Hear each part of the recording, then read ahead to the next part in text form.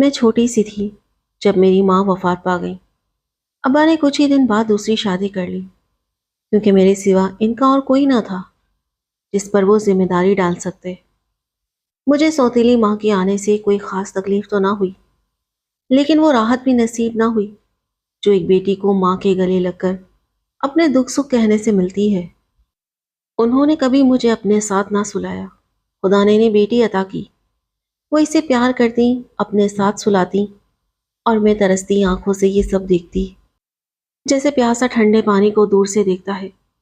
کوئی اگر مجھے دو میٹھے بول بھی بول دیتا تو میں اس کی دیوانی ہو جاتی، اسے ہی اپنا سب کچھ سمجھنے لگتی۔ ابا جان اپنے کاروبار میں مگن اور ماں اپنے بچوں میں کھوئی رہتی۔ اگر کسی نے مجھے سہارا دیا تو وہ اماں سلمہ کی بیٹی کبرا تھی۔ اماں سلمہ جنہیں میری سوتیلی ماں نے میری پرورش کے لیے رکھا تھا، وہی مجھے سوار کر اسکول چھوڑنے جاتی، بالوں میں چوٹی باندھتی۔ جب وہ 60 برس کی ہو گئی تو بیمار ہو گئی، اور آخرکار ان کا انتقال ہمارے ہی گھر میں ہوا۔ ابا نے 2 مکان ایک ساتھ بنوائے تھے، ایک میں ہم رہتے تھے اور دوسرا اماں سلمہ اور ان کی بیٹی کو دیا ہوا تھا۔ کبرا کا باپ نہیں تھا اور میری ماں، یوں یتیمی کا درد ہم دونوں کا مشترکہ تھا۔ پہلے وہ لوگ ہمارے پڑوسی تھے، جب اماں سلمہ بیوہ ہوئی تو مالک مکانے نے گھر سے نکال دیا۔ تب میرے والد نے انہیں وہ گھر دے دیا جو انہوں نے میری سگی ماں کے لیے بنوایا تھا۔ امی کی وفات کے بعد جب میں بڑی ہوئی تو ابا نے یہ گھر میرے نام لکھ دیا کہ اگر ان کی دوسری اولادیں کچھ کہیں تو مجھے کم از کم گھر بدر نہ کیا جا سکے۔ اماں سلمہ جب تک زندہ رہی اسی گھر میں رہی، ان کے بعد کبرا کہاں جاتی؟ والد صاحب نے اسے بھی وہیں رہنے دیا۔ وہ دن کو ہمارے گھر آ جاتی، رات کو اپنے گھر چلی جاتی۔ وہ خود کو محفوظ سمجھتی تھی، کیونکہ دونوں گھروں کے درمیان ایک دروازہ تھا جو ہمارے صحن میں کھلتا تھا۔ کبرا وہ دروازہ دن رات کھلا رکھتی۔ اماں سلمہ کے بعد اس نے ہماری چھوٹی بڑی ذمہ داریاں سنبھال لی۔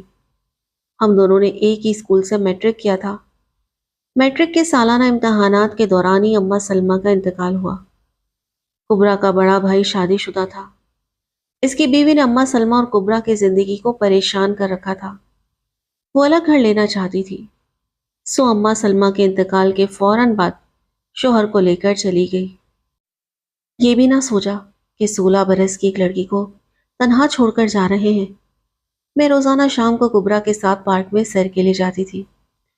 وہ دن میں کبھی نہیں بھول سکتی جب ایک دن سیر کرتے ہوئے وہ شخص مجھے نظر آیا۔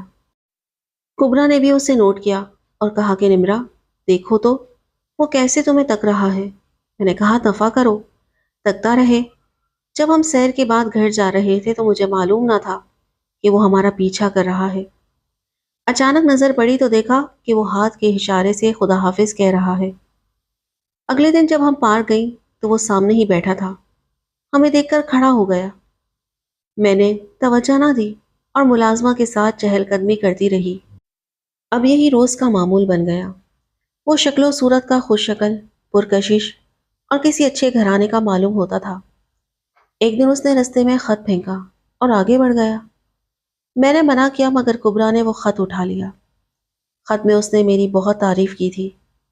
اس کے بعد وہ 2-3 روز نظر نہ آیا۔ ہم سمجھے کہ شاید اپنی حرکت پر شرمندہ ہو کر چلا گیا ہے، مگر ایسا نہ تھا۔ اگلے دن پھر وہ موجود تھا۔ اب ہم دونوں کو پریشانی نے آ گھیرا۔ میں نے کبرا سے کہا کیا کرنا چاہیے؟ کیا پارک جانا بند کر دے؟ میں کبرا پر خفا بھی ہوئی کہ اس نے خط کیوں اٹھایا۔ کبرا بولی کہ خط اس کے چلے جانے کے بعد اس لیے اٹھایا کہ اگر کسی اور کے ہاتھ لگ جاتا تو وہ ہمارے بارے میں غلط رائے قائم کر لیتا، تب بھی ہم مشکل میں پڑ سکتے تھے۔ ہم ابھی باتیں کر ہی رہے تھے کہ اس نے مجھے اشارے سے سلام کیا۔ میں اور زیادہ غصے میں آ گئی، سوچا جا کر 2-4 سنا ہی دوں، مگر کبرا بولی کہ خواہ خواہ کی رسوائی مول نہ لو، اسے برا بھلا کہو گی تو لوگ جمع ہو جائیں گے، اس سے بہتر ہے کہ نرمی سے بات کر لو، آخر بات کرنے میں حرجی کیا ہے؟ کبرا کے کہنے پر میں نے پہلی بار کسی اجنبی سے بات کی۔ در حقیقت میں دل سے ڈری ہوئی تھی کہ کہیں بات گھر تک نہ پہنچ جائے، ورنہ ہمیں پارک جانے سے روک دیا جاتا۔ میں نے پوچھا آپ کیا چاہتے ہیں؟ اس نے کہا کچھ نہیں، آپ سے کیا چاہوں گا، آپ اچھی لگی، تعریف کرنا چاہتا تھا۔ زبانی بات کرنے کی ہمت نہ ہوئی تو خط لکھ دیا۔ اگر برا لگا ہو تو ہاتھ جوڑ کر معافی چاہتا ہوں، آئندہ اس سے غلطی نہ ہوگی۔ اس کا لہجہ نرم اور عاجزانہ تھا۔ میں نے کہا ٹھیک ہے، اس بار معاف کرتے ہیں، آئندہ ایسی جسارت نہ کرنا۔ کبرا کے دل میں کچھ کھلبلی مچی۔ وہ بھی نوعمر تھی۔ اسے پوچھا روز تم پارک میں آتے ہو، کہاں رہتے ہو؟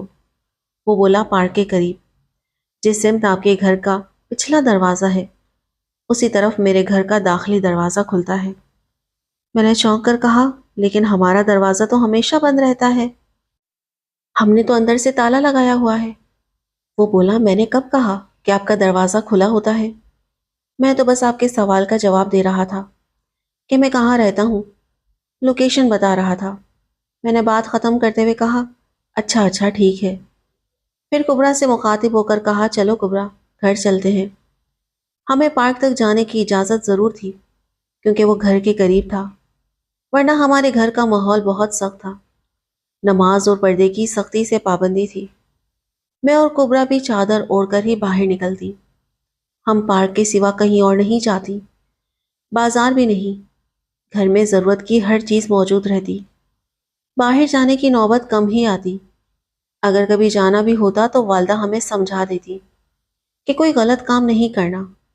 ایک روز کبرا اپنے گھر سے کچھ خریدنے باہر گئی تو اسے اسٹور پر وہی نوجوان مل گیا۔ کبرا باتونی اور نڈر تھی۔ اس نے اس کا نام پوچھا۔ نوجوان نے اپنا نام صباحت بتایا۔ پھر دونوں میں بات چیت ہونے لگی۔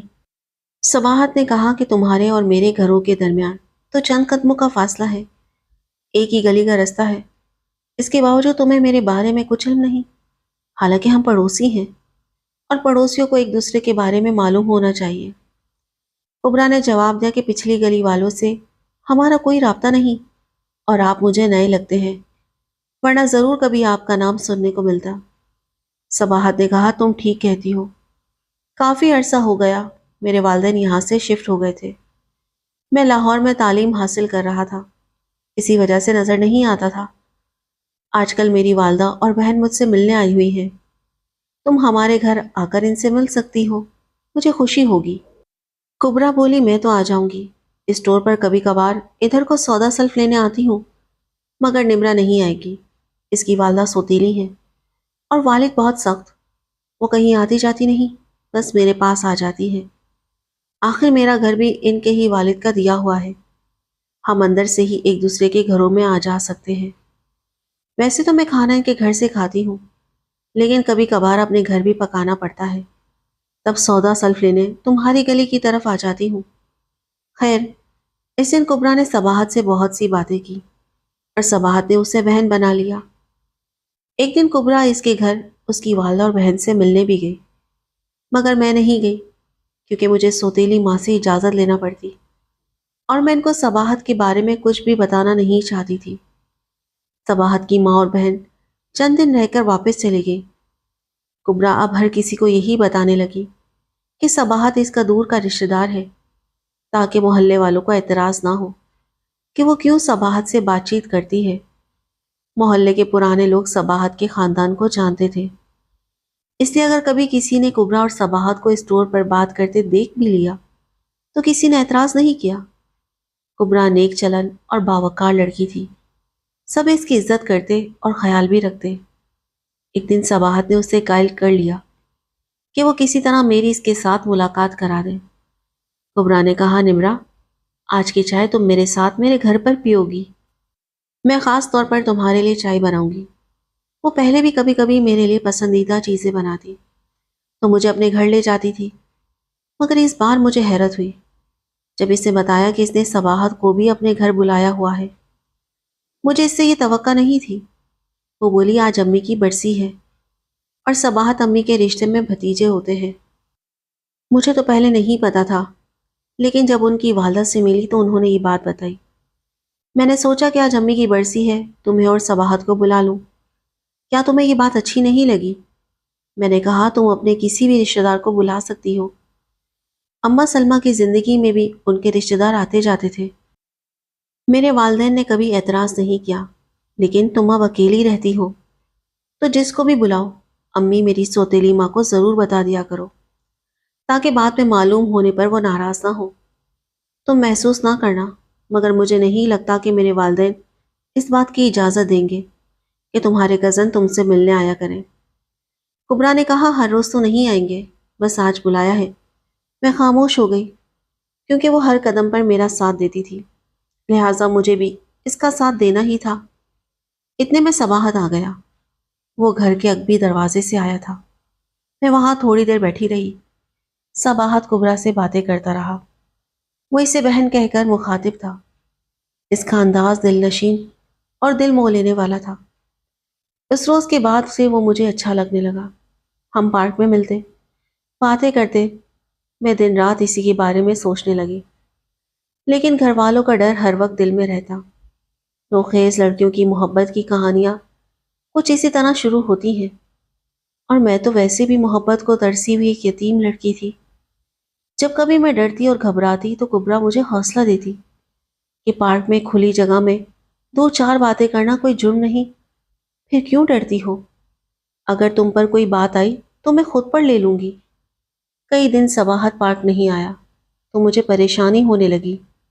میں نے کبرا سے پوچھا تو وہ بولی وہ اسپتال میں ہے۔ میں نے تمہیں اس لیے نہیں بتایا کہ تم پریشان ہو جاؤ گی، اس کا ایکسیڈنٹ ہو گیا ہے۔ یہ سن کر میرا دل دھک سے رہ گیا۔ میں نے کہا اس کی خیریت کیسے معلوم کریں؟ اگر تم ساتھ چلو تو ہم جا کر پوچھ آتے ہیں۔ میں نے کچھ دیر سوچا، عقل نے روکا مگر دل بے چین تھا، سو میں نے حامی بھر لی۔ اگلے دن ہم پارک جانے کے بہانے اسپتال چلے گئے۔ وہ واقعی وہاں داخل تھا اور اب اس کی طبیعت پہلے سے بہتر تھی۔ میں نے دل سے شکر ادا کیا۔ ہم وہاں 15 منٹ رکے اور واپس آ گئے۔ گھر آ کر میں نے نفل شکرانے کے ادا کیے کہ صباحت کی جان بچ گئی تھی اور کوئی ہڈی وغیرہ بھی نہیں ٹوٹی تھی۔ ایک دو روز بعد اس کی اسپتال سے چھٹی ہونے والی تھی۔ اس حادثے نے مجھے یہ احساس دلا دیا کہ وہ میرے لیے بہت اہم ہے۔ میں نے اپنے دل میں اس کی چھپی ہوئی محبت کی گہرائی کو پہچان لیا تھا۔ وہ ٹھیک ہو کر دوبارہ پارک آیا، تب اس نے کہا اگر چھوڑنا ہے تو ابھی چھوڑ دو، اور اگر نبھانا ہے تو پھر پوری زندگی کا ساتھ چاہیے۔ میں نے وعدہ کیا۔ کبرا ہر رات اس کے لیے اپنی طرف کا عقبی دروازہ کھول دیتی۔ جب سب گھر والے سو جاتے تو میں اپنے کمرے سے نکل کر کبرا کے صحن میں داخل ہو جاتی اور اس کمرے میں چلی جاتی جہاں صباحت میرا انتظار کر رہا ہوتا۔ وہ ایک آدھ گھنٹہ رکتا، ہم باتیں کرتے، اور صبح کی اذان سے پہلے وہ واپس چلا جاتا اور میں بھی اپنے کمرے میں آ جاتی۔ یہ ہمارا روز کا معمول بن گیا۔ ان چند لمحوں کی ملاقات مجھے دنیا بھر کی خوشی دے جاتی تھی۔ مگر ایک دن میں نے اس سے کہا کہ اس طرح چھپ کر ملنے میں خطرہ ہے۔ اگر کوئی بات کھل گئی تو میرے ساتھ ساتھ کبرا کی بھی شامت آ جائے گی۔ ہو سکتا ہے اسے سڑک پر آ جانا پڑے۔ اب میں اس طرح تم سے نہیں ملوں گی۔ وہ بولا کہ واقعی تم ٹھیک کہتی ہو، اس طرح کا طریقہ خطرناک ہے، اس سے بہتر ہے کہ ہم شادی کر لیں۔ چند بار اس نے نکاح پر زور دیا۔ ادھر میرے لیے رشتے آ رہے تھے۔ میں والد کی اولاد میں سب سے بڑی تھی۔ جو رشتہ آتا میں منع کر دیتی۔ ماں سمجھاتی کہ اب تم 17-18 برس کی ہو چکی ہو، یہی شادی کی عمر ہے، اگر تم رستے سے ہٹو گی تو تمہاری چھوٹی بہنوں کی شادیاں کر سکوں گی، وہ بھی بڑی ہو گئی ہیں۔ میں جواب دیتی کہ آپ پہلے ان کی شادی کر دیں۔ ماں کہتی کہ تمہارے باپ کو یہ بات کون سمجھائے، وہ تو چاہتے ہیں کہ تمہاری شادی پہلے ہو جائے۔ والد اپنے بھتیجے افتخار سے میری شادی کرنا چاہتے تھے، جو لندن میں تعلیم حاصل کر رہا تھا۔ میں نے اسے بچپن میں دیکھا تھا مگر میرے دل میں اس کے لیے کوئی جگہ نہ تھی، کیونکہ صباحت میرا دل جیت چکا تھا۔ میں نے صباحت کو آگاہ کیا تو وہ بولا کہ تم خواہ وقت ضائع کر رہی ہو، میرا گھر تمہارے گھر سے چند قدم پر ہے، ایک دن ہمت کر لو، ہم وہاں نکاح کر لیتے ہیں۔ جب نکاح ہو جائے گا تب تم کو مجھ سے کوئی نہیں چھین سکے گا۔ میں نے کہا کہ تم اپنے والدین کو کیوں راضی نہیں کر لیتے کہ وہ میرے والدین سے رشتہ مانگنے آئے؟ اسے جواب دیا کہ ابھی وہ راضی نہیں ہوں گے، لیکن جب ہم خفیہ نکاح کر لیں گے اور نکاح نامہ ان کے سامنے ہوگا تو پھر وہ ماننے پر مجبور ہو جائیں گے۔ تب ان کے پاس کوئی اور رستہ نہیں بچے گا۔ صرف 1 سال کی بات ہے، میں تعلیم مکمل کر کے برسر روزگار ہو جاؤں گا، پھر ہمیں کوئی جدا نہ کر سکے گا۔ میں صباحت کی باتوں میں آ گئی. سوچا وقت ہاتھ سے نکل گیا تو کل کا کچھ پتا نہیں. جو آج حاصل ہو سکتا ہے اسے گنوانا دانشمندی نہیں. میں صباحت کو کھونا نہیں چاہتی تھی. ایک شام اس نے مجھے پچھلی گلی میں آنے کو کہا. وہی وقت تھا جب ہم روزانہ پارک جایا کرتے تھے. والد ہمیشہ رات 10 بجے کے بعد ہی دکان سے واپس آتے تھے. میں مقررہ وقت پر پچھلی گلی میں جا پہنچی. جب میں اس کے گھر میں داخل ہوئی تو حیران رہ گئی. وہاں ایک مولوی صاحب اور صباحت کے چند قریبی دوست موجود تھے. میں گھبرا گئی تو اس نے کہا کہ گھبراؤ نہیں، ہم نکاح کر رہے ہیں، کوئی گناہ نہیں. دلوں کا حال تو اللہ جانتا ہے. دستخط کرنے سے کچھ نہیں ہوتا، اصل بات دل کا تعلق ہے. نکاح نامہ صرف دنیا کو دکھانے کے لیے ہوتا ہے. ایسی باتیں کہہ کر اس نے مجھے اعتماد میں لے لیا. گھر میں بھی دباؤ بہت تھا. میں چپ ہو گئی. سوچتی تھی مجھے والدین سے ایسا کچھ نہیں چھپانا چاہیے تھا، لیکن اس وقت صباحت کی محبت مجھ پر غالب تھی. اس سے جدائی کا خوف مجھے اندر سے کھا رہا تھا. میں سمجھتی تھی کہ نکاح ہو جانے سے میں اس خوف سے آزاد ہو جاؤں گی. جب حالات اجازت دیں گے تب اس نکاح کو ظاہر کر دوں گی. نکاح کے بعد میں وہاں رکی نہیں، فوراً گھر واپس آ گئی. امی کو کچھ خبر نہ ہوئی. ان کے تو وہم و گمان میں بھی نہ تھا کہ میں اتنا بڑا قدم اٹھا چکی ہوں. گھر میں سب کچھ پہلے جیسا ہی تھا. اب صباحت کا خیال ہر وقت میرے دل و دماغ پر چھایا رہتا. اٹھتے بیٹھتے سوتے جاگتے ہر لمحہ بس وہی میرے تصور میں ہوتا. میں اس کی ہر بات پر بھروسہ کرتی، دل و جان سے مانتی. میں بات کرنے میں سمجھدار ضرور تھی لیکن چالاک نہیں. یہ صباحت ہی تھا جس نے مجھے سکھایا کہ دنیا سے کیسے نمٹنا ہے، سوالوں کے جواب کیسے دینے ہیں اور گھر والوں کو کیسے سنبھالنا ہے. میں اسے ہی اپنا سب کچھ سمجھنے لگی تھی. مجھے نہ دولت کی پرواہ تھی نہ زیورات کی، بس ایک پیار سے ترسی ہوئی روح کو محبت چاہیے تھی. اور صباحت نے مجھے وہ پیار دیا جس کی مجھے ہمیشہ سے خواہش تھی. میں ساری دنیا کو بھول گئی. اب میں خود کو سنوارنے لگی، اچھے کپڑے پہننے لگی.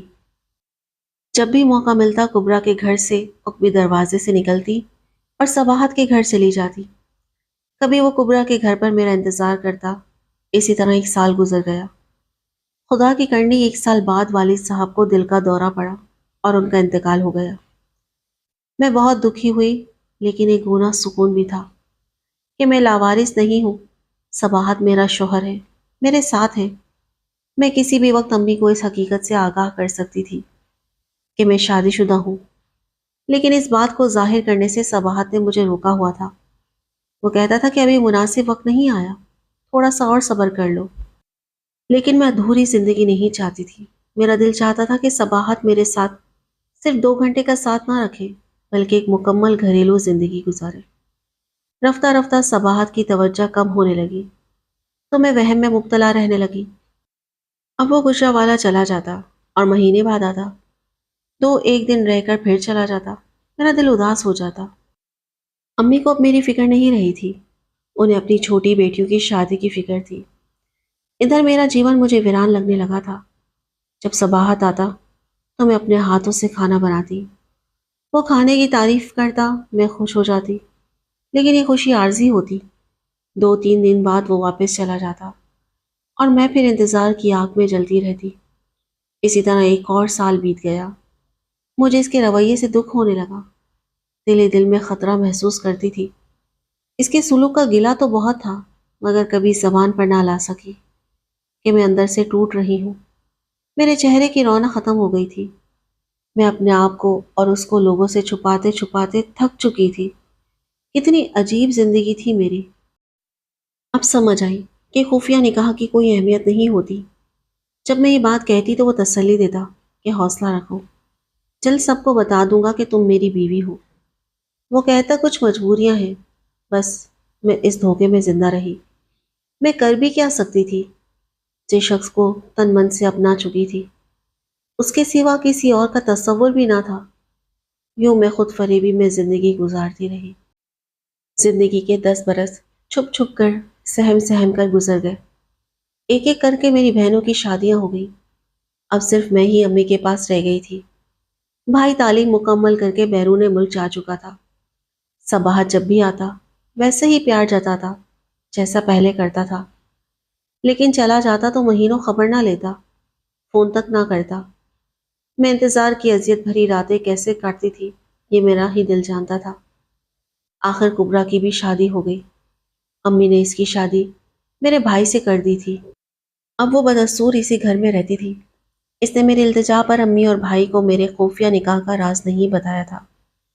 मैं सबाहत से इसरार करती कि कम अज कम फोन तो कर दिया करो, मगर इसने कहा कि इसके घर का फोन कट गया है। एक दिन इसने मुझे सख्ती से मना कर दिया कि मेरे घर बगैर इजाजत के ना आना, वरना मेरे घर वाले हमारी तलाक करवा देंगे।